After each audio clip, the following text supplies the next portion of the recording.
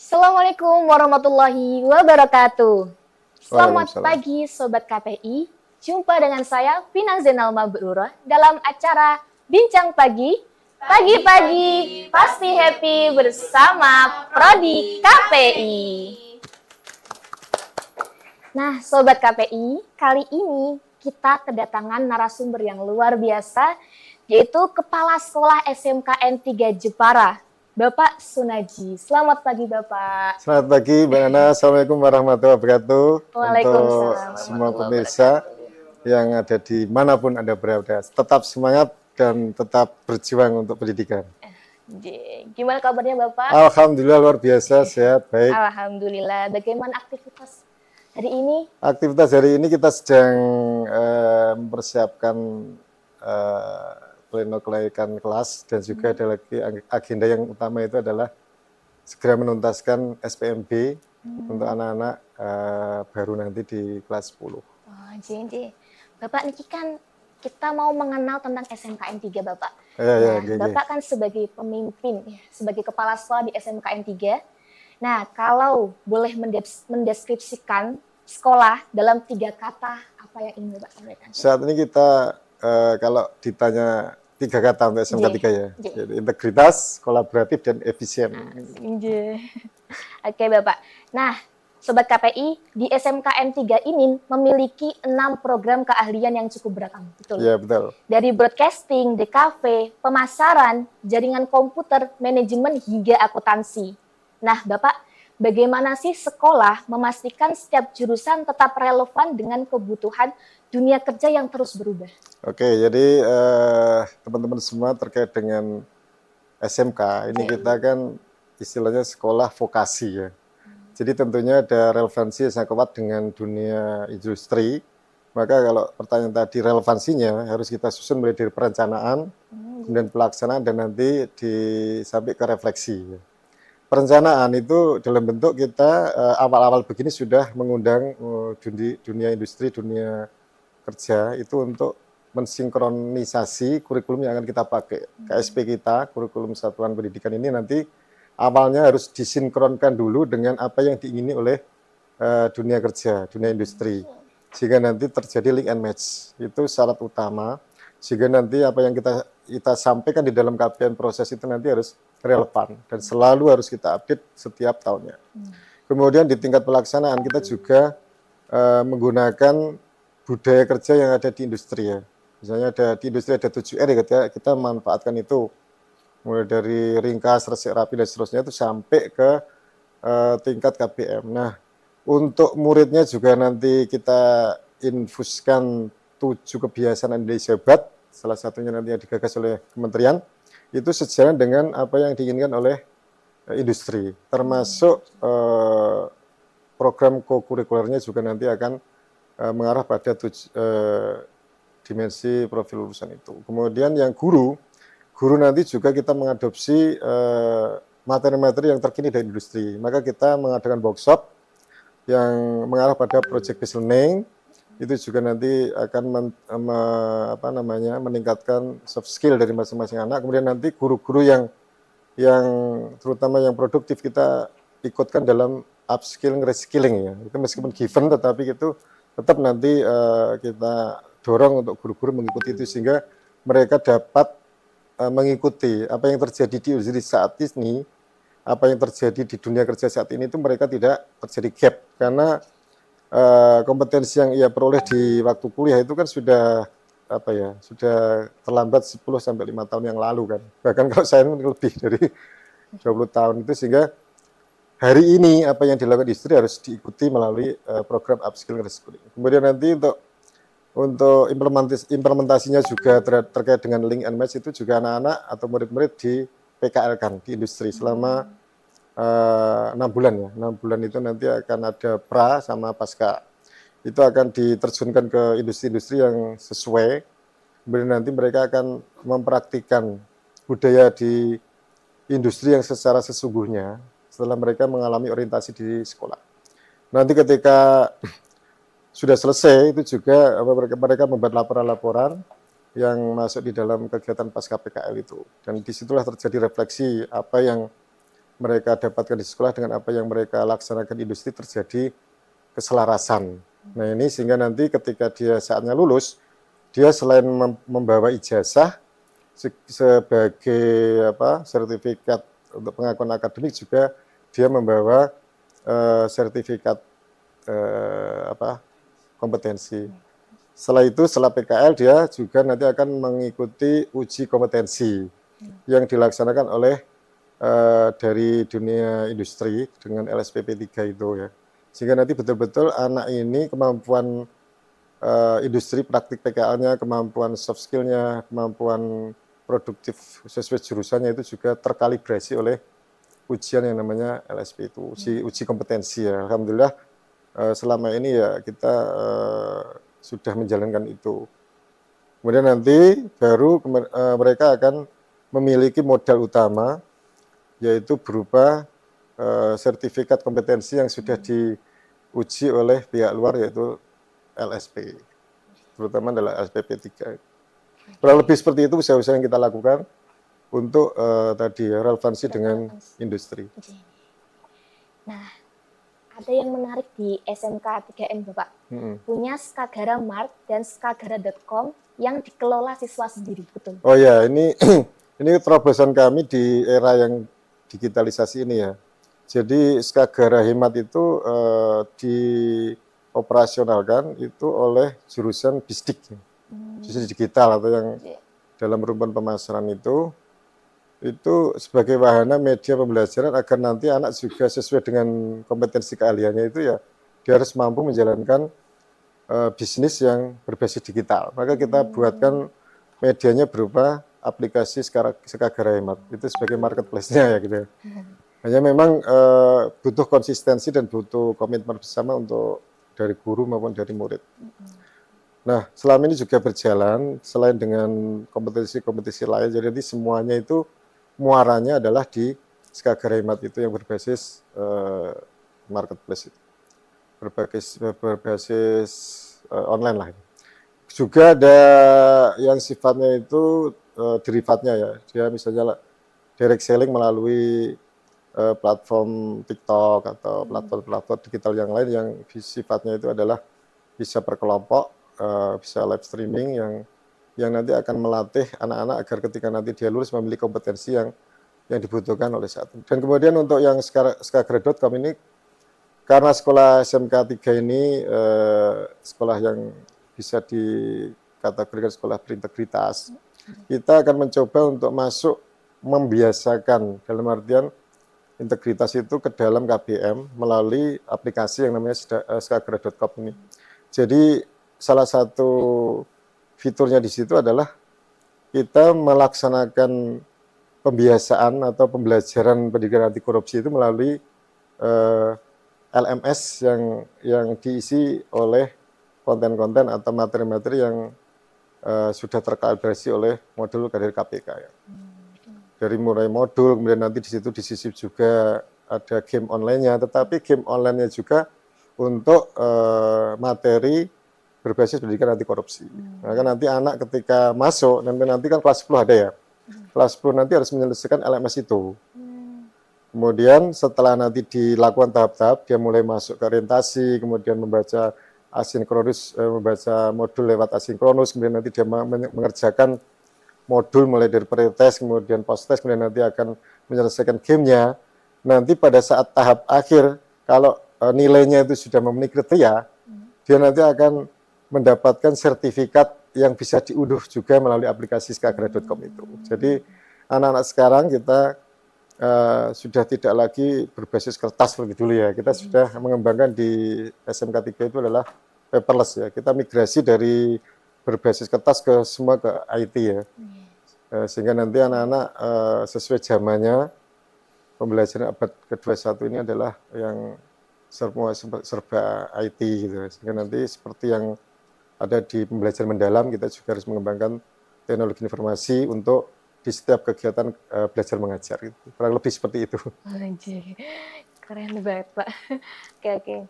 Nah, kalau bicara angka nih Bapak, dari lulusan SMKN 3 beberapa tahun terakhir, kira-kira seperti apa gambaran umum jalur yang mereka pilih setelah lulus? Ya, terkait dengan pasca mereka lulus itu, dari statistik tracer tadi yang kita lakukan ini, untuk yang melanjutkan itu masih sekitar 30%. Trennya ya naik, tetapi belum begitu signifikan. Dalam artian naiknya masih linear lah gitu ya. Misalnya 32% di tahun 2024, 25 menjadi 33, kemudian 25 ini sekitar 33%. Jadi tidak langsung tiba-tiba melonjak itu ya. Kemudian yang berada di memilih untuk bekerja itu sekitar 51, 52 gitulah. Yang lain kemudian ada yang masa tunggu, ada yang juga wirausaha. Wirausaha itu sekitar berapa ya? 10% atau berapa ya? Jadi enggak begitu banyak karena memang susah untuk memulai kan. Biasanya orang lulusan SMK ini kan perlu pemantapan pilihan. Tapi secara umum persentase terbesar untuk lulusan kami ini masih sekitar 52% itu bekerja. Nah, dari hal tersebut Bapak, adakah pergeseran yang Bapak amati? Misalnya, apakah semakin banyak yang kuliah atau justru semakin banyak yang memilih langsung kerja? Secara statistik itu yang kuliah itu meningkat, tetapi meningkatnya masih dalam linear, jadi tidak tiba-tiba gitu, tapi sekitar 32, kemudian 33, jadi pertambahannya itu ya masih dikatakan normal-normal. Tapi secara tren itu ada peningkatan. Nah, adakah prestasi atau pencapaian lulusan yang paling membekas di hati Bapak sampai hari ini? Tapi kita simpan terlebih dahulu jawabannya Bapak. Kita lanjut di segmen berikutnya. Sobat KPI, jangan kemana-mana, tetap bersama kami di Bincang Pagi, pagi-pagi pasti happy bersama Prodi KPI.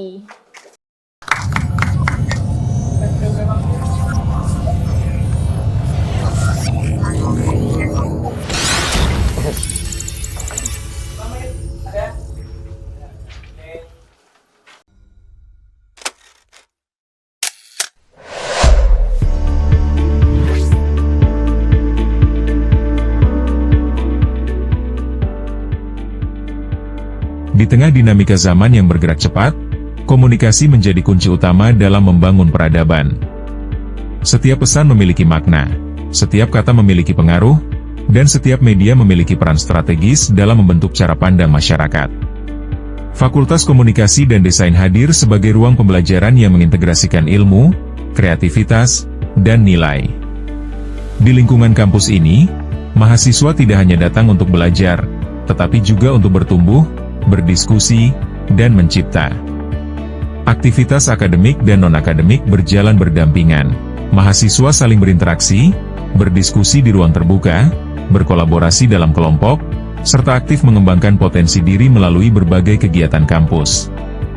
Suasana kampus yang dinamis mencerminkan semangat generasi muda yang siap menghadapi tantangan global. Disinilah langkah awal dibangun, membentuk insan komunikatif yang berpikir kritis, kreatif, dan berlandaskan nilai Ahlus Sunnah wal Jamaah.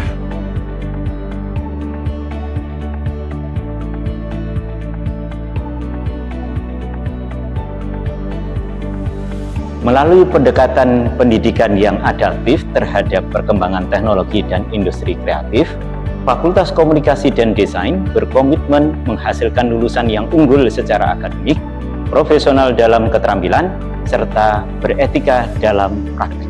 Dengan dukungan dosen yang berpengalaman, fasilitas pembelajaran yang memadai, serta atmosfer akademik yang kolaboratif, kami optimis program studi komunikasi dan penyiaran Islam mampu melahirkan generasi komunikator yang berdaya saing global dan berkontribusi nyata bagi masyarakat. Salah satu kekuatan utama Fakultas Komunikasi dan Desain terletak pada program studi komunikasi dan penyiaran Islam. Prodi ini memiliki keunggulan dalam mengintegrasikan ilmu komunikasi modern dengan nilai-nilai keislaman secara komprehensif dan kontekstual. Mahasiswa KAPI dibekali pemahaman mendalam tentang teori komunikasi, media massa, dan komunikasi digital. Di program studi komunikasi dan penyiaran Islam Unisnu Jepara, mahasiswa dibekali 4 keunggulan utama. Pertama, jurnalistik yang melatih kepekaan dalam mencari, mengolah, dan menyampaikan informasi secara akurat, kritis, dan bertanggung jawab. Yang kedua, broadcasting sebagai ruang pengembangan keterampilan produksi siaran radio, televisi, dan media digital yang adaptif terhadap perkembangan teknologi. Yang ketiga, public speaking untuk membentuk kemampuan komunikasi yang percaya diri, persuasif, dan beretika baik di ruang akademik maupun publik. Dan yang keempat, perfilman yang mengasah kreativitas visual melalui produksi konten audiovisual yang edukatif, inspiratif, dan bermakna. Untuk menunjang proses pembelajaran berbasis praktik, Fakultas Komunikasi dan Desain menyediakan fasilitas studio yang representatif dan sesuai dengan kebutuhan pembelajaran mahasiswa KPI. Studio penyiaran radio Rifada, ruang produksi audiovisual, serta fasilitas editing menjadi sarana utama mahasiswa dalam mengasah keterampilan teknis. Fasilitas ini dirancang sebagai ruang simulasi dunia kerja, sehingga mahasiswa terbiasa dengan standar profesional industri media. Fakultas Komunikasi dan Desain melalui program studi komunikasi dan penyiaran Islam berkomitmen mencetak generasi yang mampu berbicara dengan ilmu, berkarya dengan nurani, dan berdakwah dengan hikmah. Disinilah mahasiswa dipersiapkan untuk menjadi bagian dari perubahan, menyuarakan kebaikan, membangun pemahaman, dan menghadirkan pesan yang mencerahkan bagi masyarakat.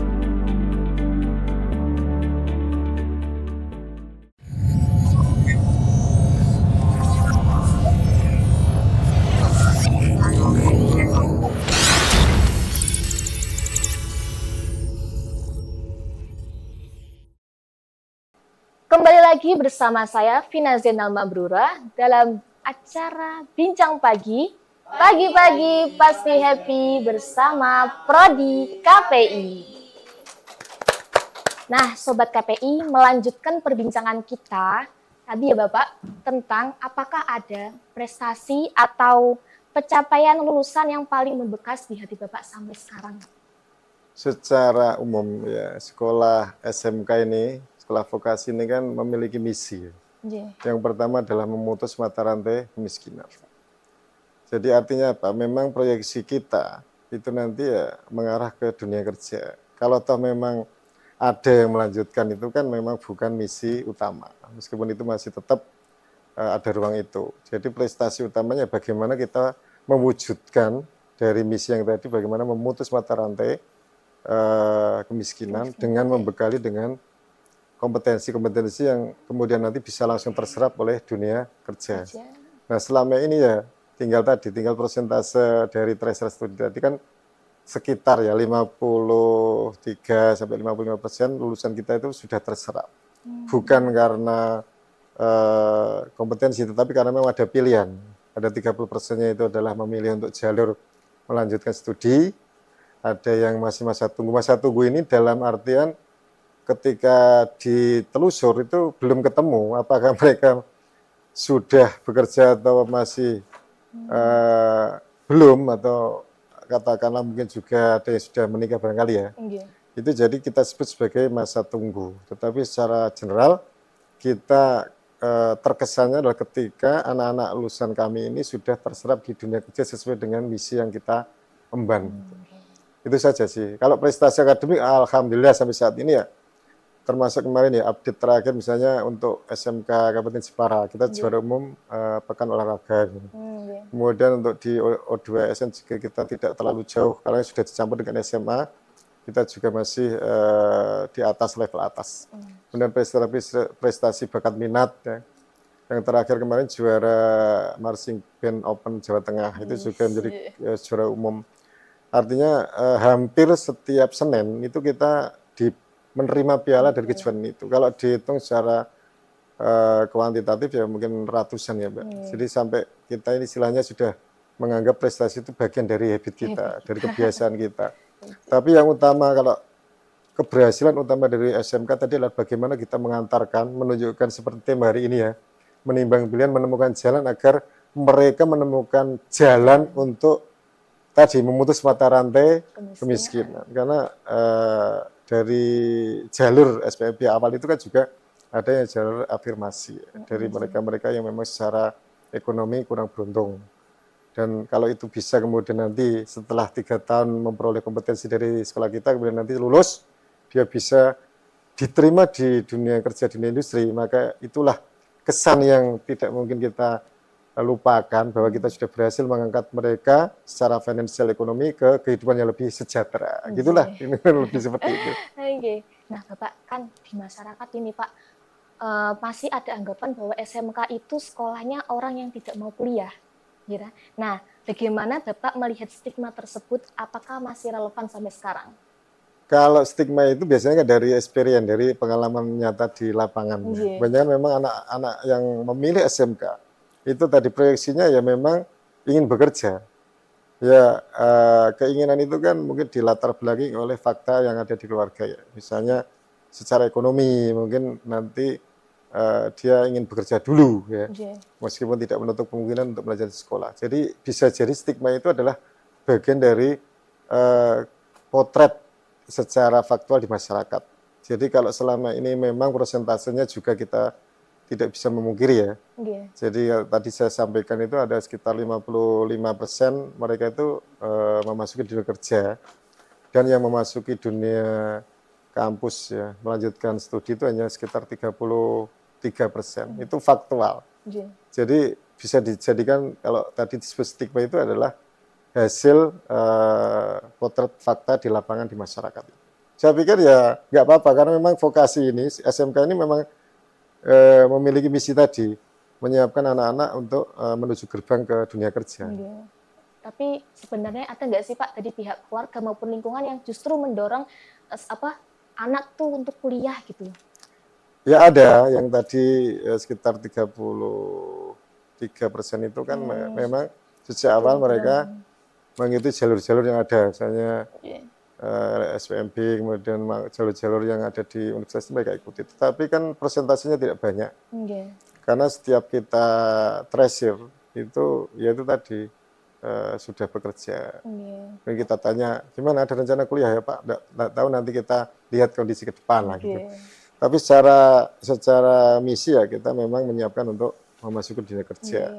Kecuali kalau SMA itu beda lagi ya, orientasinya kan ke melanjutkan kuliah. Karena kan memang SMK itu kan udah kayak siap kerja gitu. Iya, memang dari awal set up dari kebijakan pemerintah itu kalau memang anak-anak berminat untuk langsung bekerja ya memang masuknya ke SMK. Tapi kalau mereka menginginkan untuk memasuki sekolah untuk melanjutkan dunia pendidikan yang lebih tinggi, yang masuk ke SMA itu. Sehingga ya sudah sesuai dengan apa yang diharapkan oleh pemerintah itu sendiri. Nah, menurut jenengan, pengamatan jenengan niku faktor apa yang paling sering menjadi penentu akhir seorang lulusan SMK dalam memilih kuliah, kerja maupun wirausaha? Itu tadi dimulai dari ketika dia motivasi masuk awal itu. Jadi kelihatannya tidak banyak berubah ya. Jadi kalau kemudian nanti orang tuanya itu memang di akhir-akhir itu ada kesempatan untuk kuliah melalui jalur tadi ya, jalur SPMB atau jalur yang lain, itu biasanya melihat dari opportunity-nya. Jadi kalau misalnya anak di tingkat akhir ya, itu kan ada yang masuk eligible. Kalau kemudian dia memanfaatkan tingkat eligible-nya itu untuk mendaftar di perguruan tinggi, kan sifatnya opportunity ya. Jadi artinya kesempatan kondisi yang terakhir. Tapi secara umum dari awal memang niatnya adalah untuk memasuki dunia kerja, sehingga dia harus meningkatkan kompetensinya melalui jalur sekolah SMK. Nah, nih misal kita bicara tentang jurusan Bapak, apakah ada jurusan yang langsung kayak sudah pasti itu bisa tertuju ke kerja, dan adakah jurusan yang bisa ini bagusnya untuk di kuliah gitu? Ya, sementara ini masih apa ya, semua ya, tidak ada kekhususan ya. Gitu. Tapi biasanya yang masuk ke pendidikan tingkat lanjut itu ya yang tadi berdasarkan dari kondisi akhir-akhir itu dan motivasi sejak awal itu yang sifatnya mengarah ke vokasi juga. Kalau tahu memang dia kuliah di perguruan tinggi yang selaras dengan jurusan Jurusannya. yang ada di SMK. SMK. Contoh di sini ada DKV ya. ada. Maka nanti anak-anak DKV atau multimedia itu kemudian nanti tentunya untuk meningkatkan apa sih pengakuan, meningkatkan kualitas ya. Kalau lulusan SMK katakanlah masih belum puas, maka dia akan meningkatkan kompetensinya, melanjutkan studi S1-nya juga di jurusan DKV. Akuntansi juga begitu, yang nanti misalnya dia akan memilih kuliah ya tentunya sesuai dengan jurusan yang dia diambil di SMK. Jadi yang lintas kelihatannya nggak ada, karena nanti akan malah justru tidak menunjang, tidak menguatkan program studi yang diambil saat dia SMK. Nah, kalau di SMK kan biasanya belajar tentang teknis dia, Bapak. Tapi kalau dunia kerja dan perkuliahan tuh sama-sama menuntut soft skill. Nah, soft skill apa yang paling Bapak tekankan untuk dimiliki oleh setiap lulusan SMK? Kita sebenarnya ada nilai-nilai yang kalau kita bicarakan itu ada banyak, tapi secara value ya. Kita kan ada visi, misi, kemudian tujuan, dan value. Value itu nilai. Nilai yang kita kembangkan, kita akronimkan dalam bentuk skala care. Care itu dari kata care, kemudian ada A itu adalah apa itu? Akuntabilitas, kemudian R-nya itu responsibility, kemudian E-nya adalah efisien. Jadi yang A itu appreciation, jadi apresiasi ya.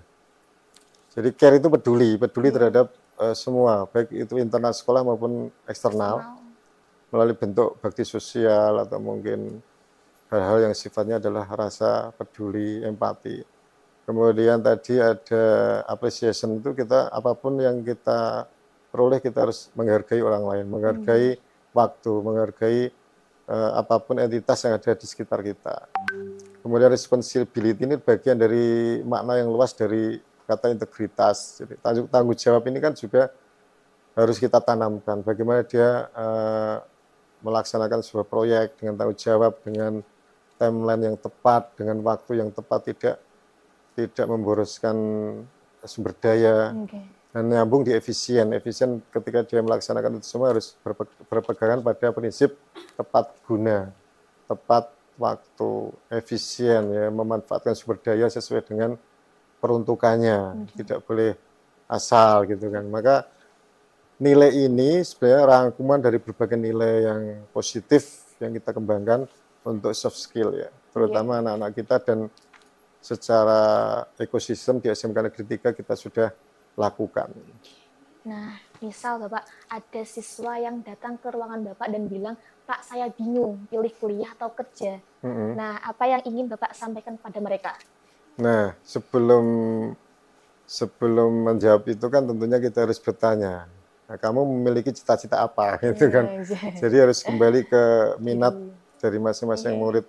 Kalau memang cita-citanya nanti dari awal itu ingin kuliah, ya tentunya silakan melanjutkan cita-cita itu. Kalau cita-citanya dari awal memang ingin membantu keluarga dengan bekerja dulu, ya silakan ambil jalur yang bekerja. Jadi kita kembalikan kepada anak-anak seperti apa ketika dulu sebelum masuk ke sekolah. Sehingga perencanaan ini harus menjadi suatu instrumen yang sangat penting dalam meraih masa depan dan kehidupan mereka di masa depan ya. Tidak boleh kemudian asal mengalir. Minimal di dalam hidupnya itu ada keinginan atau cita-cita yang ingin dicapai untuk masa depannya. Baru nanti proses itu menjadi petunjuk ya, agar nanti sebagai pegangan untuk melaksanakan aktivitas atau proses kreatif hidupnya menuju ke masa depan atau meraih cita-citanya. Bapak, ini kita jeda terlebih dahulu perbincangannya lagi. Ya. Karena nanti kita akan membahas hal yang sangat-sangat menarik lagi, yaitu tentang harapan, pesan, dan arah ke depan untuk lulusan SMKN 3. Jadi Sobat KPI, tetap bersama kami di Bincang Pagi, pagi-pagi pasti happy bersama Prodi KPI.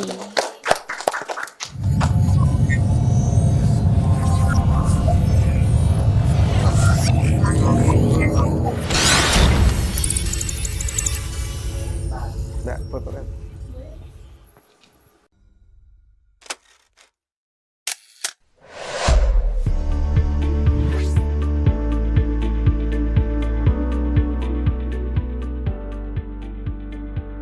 Di tengah dinamika zaman yang bergerak cepat, komunikasi menjadi kunci utama dalam membangun peradaban. Setiap pesan memiliki makna, setiap kata memiliki pengaruh, dan setiap media memiliki peran strategis dalam membentuk cara pandang masyarakat.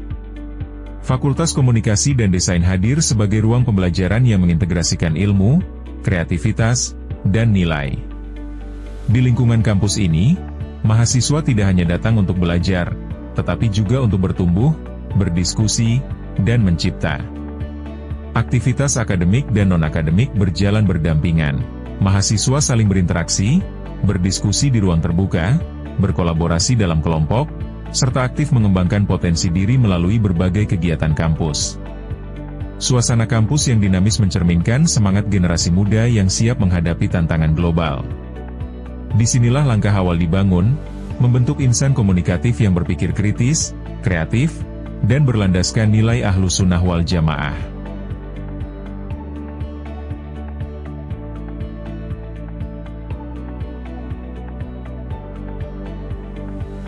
Melalui pendekatan pendidikan yang adaptif terhadap perkembangan teknologi dan industri kreatif, Fakultas Komunikasi dan Desain berkomitmen menghasilkan lulusan yang unggul secara akademik, profesional dalam keterampilan, serta beretika dalam praktik. Dengan dukungan dosen yang berpengalaman, fasilitas pembelajaran yang memadai, serta atmosfer akademik yang kolaboratif, kami optimis program studi komunikasi dan penyiaran Islam mampu melahirkan generasi komunikator yang berdaya saing global dan berkontribusi nyata bagi masyarakat. Salah satu kekuatan utama Fakultas Komunikasi dan Desain terletak pada program studi komunikasi dan penyiaran Islam. Prodi ini memiliki keunggulan dalam mengintegrasikan ilmu komunikasi modern dengan nilai-nilai keislaman secara komprehensif dan kontekstual. Mahasiswa KPI dibekali pemahaman mendalam tentang teori komunikasi, media massa, dan komunikasi digital. Di program studi komunikasi dan penyiaran Islam Unisnu Jepara, mahasiswa dibekali 4 keunggulan utama. Pertama, jurnalistik yang melatih kepekaan dalam mencari, mengolah, dan menyampaikan informasi secara akurat, kritis, dan bertanggung jawab. Yang kedua, broadcasting sebagai ruang pengembangan keterampilan produksi siaran radio, televisi, dan media digital yang adaptif terhadap perkembangan teknologi. Yang ketiga, public speaking untuk membentuk kemampuan komunikasi yang percaya diri, persuasif, dan beretika baik di ruang akademik maupun publik. Dan yang keempat, perfilman yang mengasah kreativitas visual melalui produksi konten audiovisual yang edukatif, inspiratif, dan bermakna. Untuk menunjang proses pembelajaran berbasis praktik, Fakultas Komunikasi dan Desain menyediakan fasilitas studio yang representatif dan sesuai dengan kebutuhan pembelajaran mahasiswa KPI. Studio penyiaran radio Rifada, ruang produksi audiovisual, serta fasilitas editing menjadi sarana utama mahasiswa dalam mengasah keterampilan teknis. Fasilitas ini dirancang sebagai ruang simulasi dunia kerja, sehingga mahasiswa terbiasa dengan standar profesional industri media.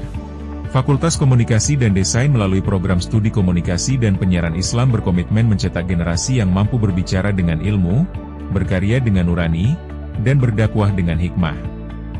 Disinilah mahasiswa dipersiapkan untuk menjadi bagian dari perubahan, menyuarakan kebaikan, membangun pemahaman, dan menghadirkan pesan yang mencerahkan bagi masyarakat.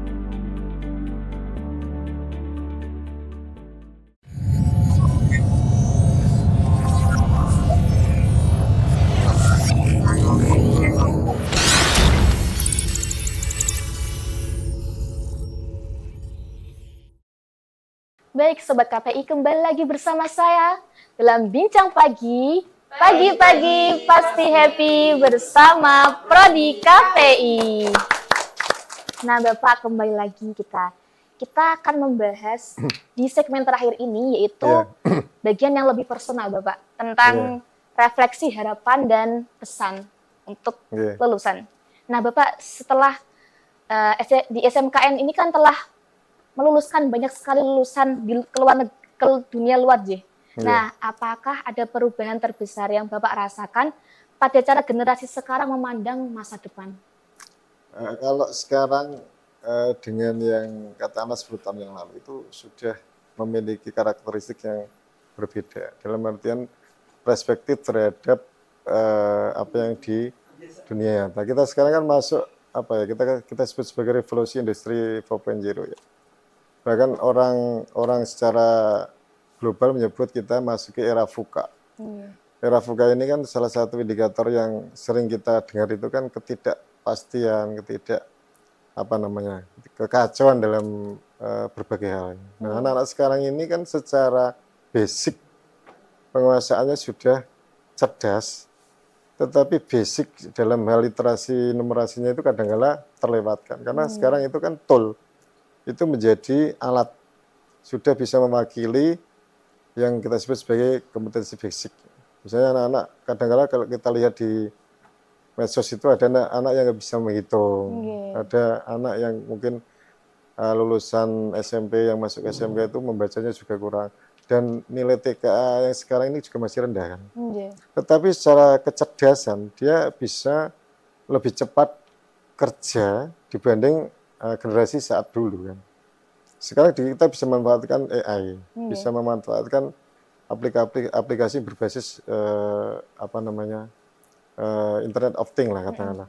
Tetapi secara basic mereka itu tadi saya sebut untuk literasi numerasinya itu masih rendah.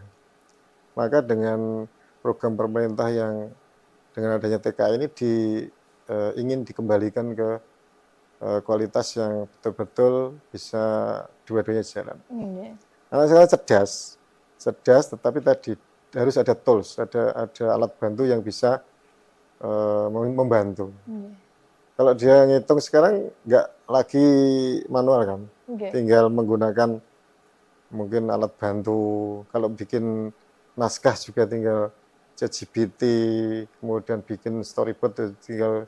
Itu secara kerja lebih bagus, lebih cepat, tetapi fundamentalnya itu harus dilakukan juga. Maka katakanlah kalau kita sekarang dikembangkan di SMK 3 ini kita menggunakan model strategi pada awal-awal, misalnya kelas 10 semester 1-2, kita masih menekankan pada basic kompetensi. Contoh di DKV itu, kita di TW1 anak harus menguasai Corel, anak harus menguasai Photoshop. Baru nanti ketika basic itu sudah dikuasai, di kelas 11 silakan mau ambil tool yang AI Internet of Things tadi untuk mempercepat pekerjaan dan tugas-tugas itu ya silakan, tetapi orang atau murid harus menguasai itu. Maka di awal-awal itu matematika juga harus kembali ke tadi konvensional dengan numerasi, kemudian bahasa juga seperti literasi itu juga harus dikembangkan. Baru ketika sudah basic dikuasai, mereka kemudian kita kenalkan dengan tadi teknologi yang berbasis AI sehingga nanti tidak terjadi gap, tidak terjadi yaitu tadi lompatan, tetapi yang akan kemudian akan melemahkan kompetensi hasilnya. Ibaratnya kalau kita analogkan ya, kalau bisa ya sebelum dia bisa menyetir mobil yang CVT, harus bisa manual gitu, sehingga nanti dia kompetensinya itu bisa. Kalau kata anak analog tadi orang itu sudah bisa nyetir secara konvensional manual, otomatis yang CVT kan lebih mudah. Kalau melompat ke CVT dulu nanti dia nggak bisa manual. Sama DKV juga begitu, contoh kan ini sesuai dengan jurusan ini ya. Nanti juga di awal-awal harus menguasai basic kompetensinya dulu, sehingga nanti tidak terjadi apa istilahnya tadi gap itu, tidak terjadi distorsi. Kurang lebih seperti itulah. Adakah kisah alumni Bapak yang perjalanannya mungkin tidak biasa, mungkin pernah gagal atau memilih jalan yang tidak terduga, tapi akhirnya menemukan tempatnya sendiri. Apakah ada? Ya banyak ya kalau kisah success story untuk alumni itu ya dari tadinya tidak berminat, kemudian setelah dia melaksanakan menjadi berminat dan itu menjadi jalan hidupnya. Ada yang sampai ke doktoral juga, ada yang sampai ke luar negeri juga. Itu kan bagian dari success story ketika kita tahu kan motivasi anak SMK itu tentunya kan tadi ya. Tujuan pertama adalah bagaimana akan memutus mata rantai kemiskinan untuk keluarganya. Kemudian ketika arah nasib kok lebih bagus, ternyata mereka bisa lebih berkembang, menemukan dunianya, dan alhamdulillah ya sering ya katakanlah interaksi masih dengan alma maternya. Nah, kalau selain keterampilan dan pengetahuan, nilai atau karakter apa yang paling Bapak pastikan sudah tertanam sebelum mereka lulus gitu? Ya tadi di awal sudah saya sampaikan value kita itu adalah skagara care ya. Jadi care, kemudian appreciation, kemudian responsibility dan efisien. Itu menjadi modal utama selain nilai-nilai lain. Jadi kita mengembangkan karakter itu mulai dari intrakurikuler, kemudian ada co-kurikuler dan ekstrakurikuler, itu mengemas kegiatan-kegiatan tersebut untuk dimensi profil lulusan. Dan salah satu nilai yang kita kembangkan ada 4 tadi, tetapi itu adalah kalau di breakdown bisa kemana-mana. Seperti tanggung jawab itu kan memiliki makna luas ya. Kemudian disiplin itu masuk di dalamnya. Kalau orang bertanggung jawab otomatis juga pasti disiplin. Efisien ini kan juga salah satu soft skill yang harus dikembangkan di era yang sekarang ini serba harus efisien. Termasuk karakter-karakter ketika 10 menit sebelum pelajaran diakhiri mereka harus bersih-bersih, kemudian mematikan semua elektronik sebelum meninggalkan kelas. Pastikan semua alat elektronik itu sudah dalam posisi off, itu adalah bagian dari efisiensi. Dan kalau itu dilaksanakan sesuai dengan kesadaran, maka itu adalah sebagai ranah tanggung jawab sebagai pengguna sumber daya yang ada di sekolah. Nah, untuk ke depan nih Bapak, kemana arah SMKN 3 Jepara, baik dari sisi pengembangan sekolah maupun dalam menyiapkan lulusan yang benar-benar relevan di zamannya? Ya, kita sekarang sudah mulai migrasi dari konvensional, kita sudah menuju ke pembelajaran berbasis IT semua, online. Jadi kita tahun ajaran baru nanti sudah semuanya menggunakan LMS, tidak ada yang mengajar secara konvensional. Kita dipandu oleh LMS sehingga nanti standar prosesnya itu juga kita akan perhatikan. Katakanlah dalam satu tim ya, MGMP, misalnya guru mapel, katakanlah produktif ya, itu apa yang disampaikan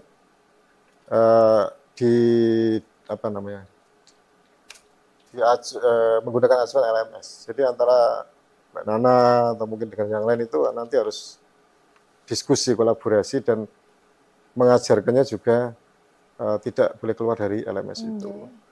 Dan di situ nanti akan berisi tentang asinkronus, kemudian ada aktivitas pembelajaran, kemudian ada prosesnya sampai ke evaluasinya di situ. Harus disesuaikan sesuai dengan timeline, sesuai dengan perencanaan, sehingga nanti kalau di situ ada anak mengerjakan tugas, yaitu harus diketahui semua. Tidak kemudian mengajar by insting ya. Hari ini wah saya pengennya apa, bikin resume. Sementara guru lain juga nanti hari ini saya bikin video. Sehingga nanti tidak ada kesatuan di dalam mengolah. Dan proses untuk KBM ini, kalau kita sudah menggunakan LMS sebagai guiding-nya untuk guru melaksanakan KBM. Dan itu diusahakan tidak ada yang tugas yang sampai dibawa bertumpuk-tumpuk ke rumah. Kalau di situ sifatnya tugasnya adalah formatif, ya selesai di situ. Kalau tugasnya terstruktur, nanti kita ada kewajiban dalam satu TW itu ada satu tugas yang indikatornya itu bisa diukur secara langsung. Dan itu menunjang dari kompetensi dari masing-masing anak.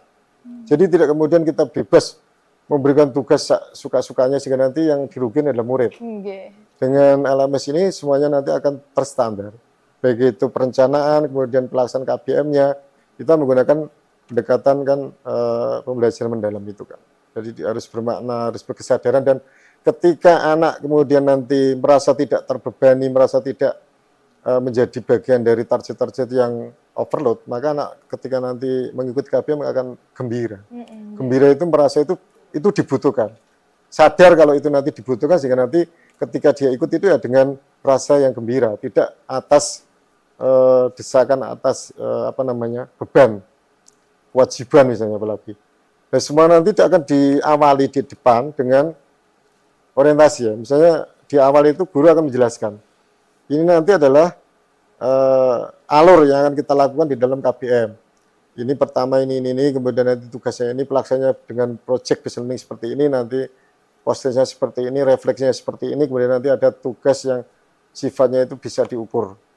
Ya, itu kemudian nanti karena kita menghindari banyak tugas, nanti per mapel itu satu tugas kita sebut sebagai tugas terstruktur yang kita buat dalam timepad ya. Tadi saya bilang, mulai dari yang basic, ya, kalau di KV tadi kan menguasai TW1, menguasai Corel misalnya.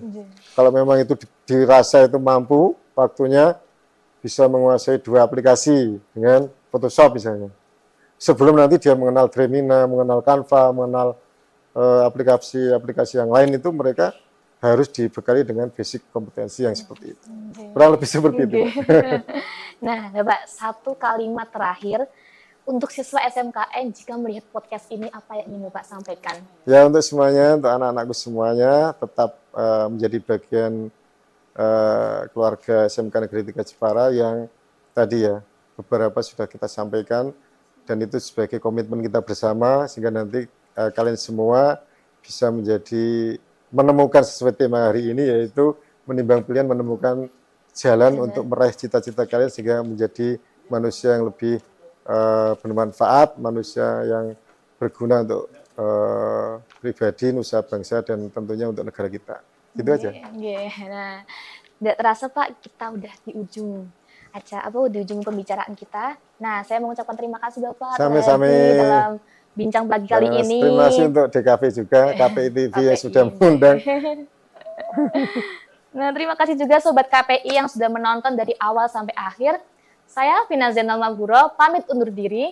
Assalamualaikum warahmatullahi wabarakatuh.